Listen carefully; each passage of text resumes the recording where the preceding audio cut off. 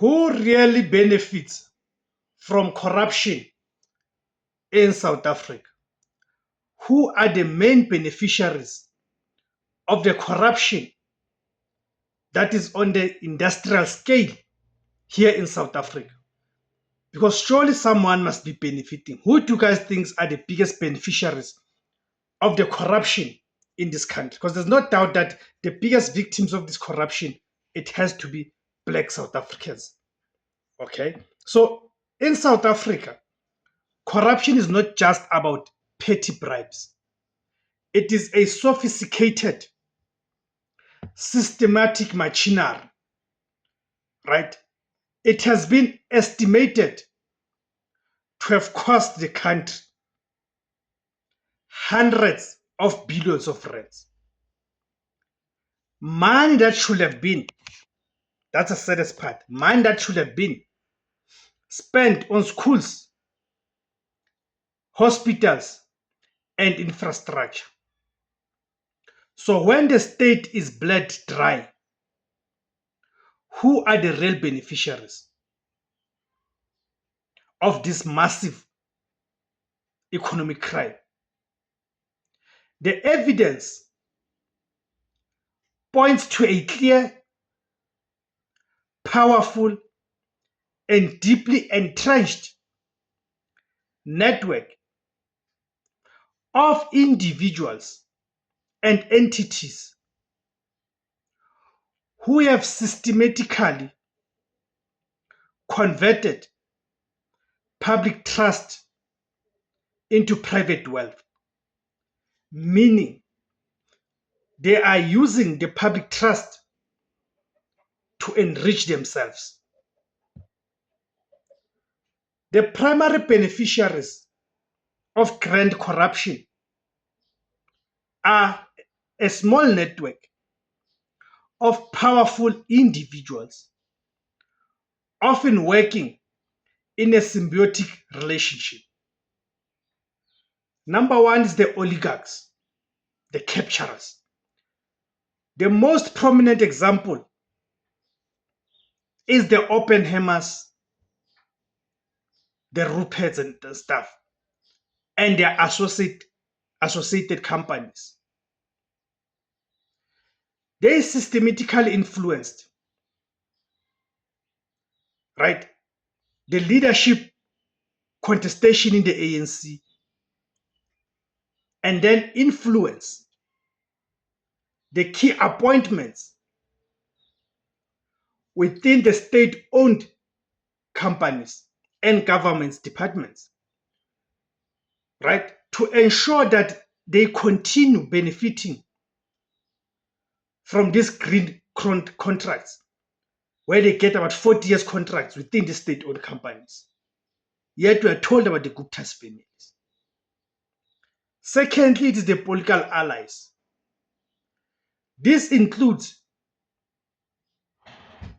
presidents, deputy presidents, ministers, right, who are placed in strategic positions. It is these ministers who facilitate the rot within those state-owned companies and ensure that white monopoly capital continues benefiting at the expense of the black majority. The corporate facilitators and service providers. Corruption is a two-way street,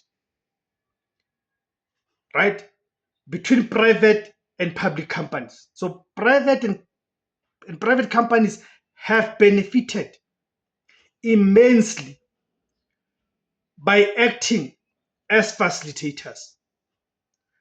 Companies like Bosasa, which was later named African Global Operations, were found to have secured highly lucrative government contracts by giving kickbacks, bribes, and security upgrades to senior politicians and government officials.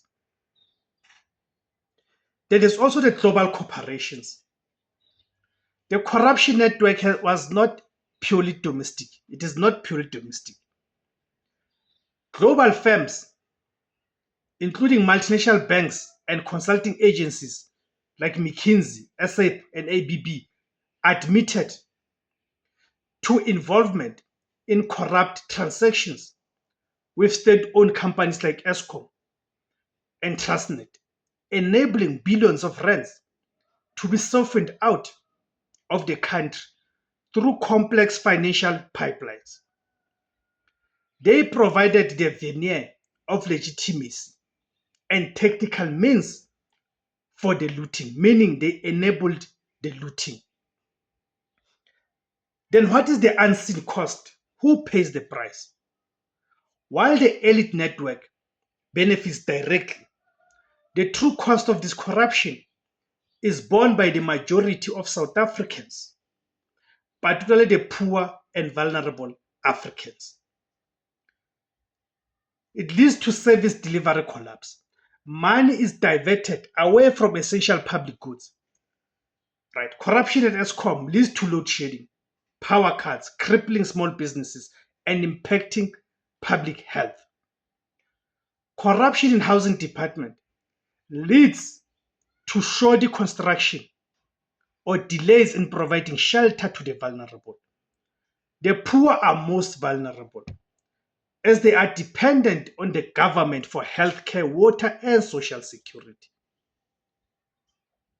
The economic stagnation, the stolen funds, estimated to a significant percentage of annual GDP, strangle economic growth, deter foreign investment, and worsen already devastating rates of unemployment, poverty, and inequality.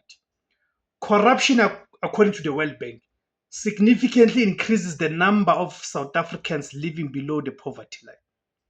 Number three, it leads to the erosion of democracy. The political benefit of corruption is the destruction of public trust. Where citizens lose faith in democratic institutions, it creates a fertile ground for apathy, disillusionment, and political instability. So, in conclusion, the system over the state. In essence, corruption in South Africa primarily benefits a small elite class of connected individuals and corporations that seek to turn the public purse into a mechanism for private profit. They benefited by designing a system where connections trumped competence and influence superseded innovation. The result is a capture of a state and a crippling of the state that serves patrons rather than its citizens, ensuring that the greatest victims of this financial crime are the majority of Black South Africans. Thank you guys for tuning in. My name is Tibus Kosana. The name of platforms is Izwi Labansundu, the voice for Africans. Kamakuma Africa.